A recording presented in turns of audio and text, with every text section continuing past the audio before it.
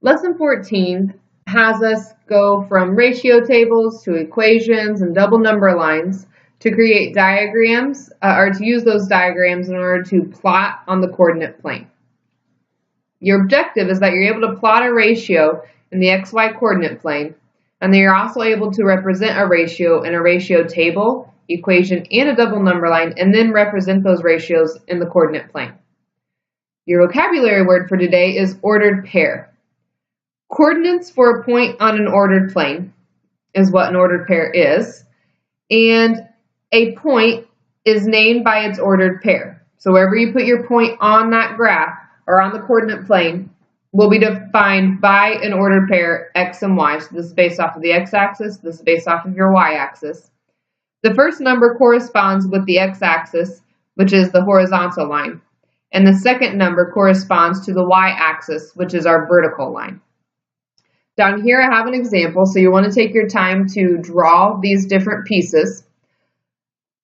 A coordinate plane is made up of an x-axis that goes across and a y-axis that goes here.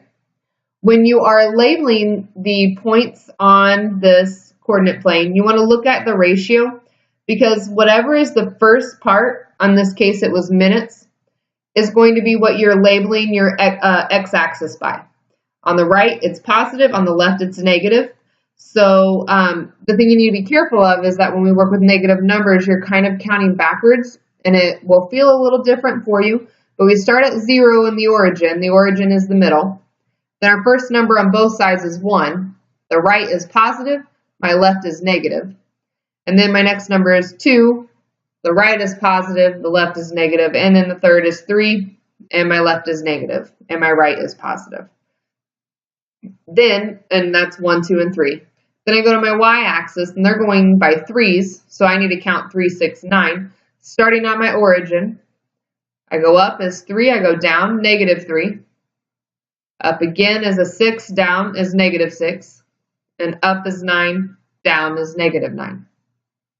Now all I have to do is plot these points. The ordered pair for 1 to 3 is 1, 3. The ordered pair for 2 to 6 is 2, 6, and 3 to 9 is 3, 9. Now, all I have to do is go to the x-axis and find my 1. So my x-axis, my 1 is here. So that's my first part. The second part is a 3, but that's the y-axis. And so I go to my y-axis and find the 3, and now I see where do they meet each other? They come together right there, and that's my point. Some people actually prefer to draw them starting at that y-axis and the x-axis and showing where they merge together. You're more than welcome to draw that. You do not have to. It's kind of based on what you need in order to plot your points most efficiently. So what people will do is actually say, okay, I'm at my 1, so here's the first part. And then my 3 is here, so that's the second part. And where do they cross each other? Right there. Then my next one is 2, 6, so I go over to my 2, and I'm going to draw my line. And then it's a 6 for my y-axis, so I go over here to my 6, and I draw my line, and they come together right there, so that's why my point is right there. And then the last one was 3 to 9, so I go over to my 3, and my 9 is up here, so I see where they converge, and they converge right here. And then my point is right where they hit each other, and then the line draws across here, always having an arrow showing where it would go. Our equation would start with my x, so I have my minutes is equal to 1/3, because this is the value of minutes, times my steps, which is the other side. And that's using the formula from yesterday.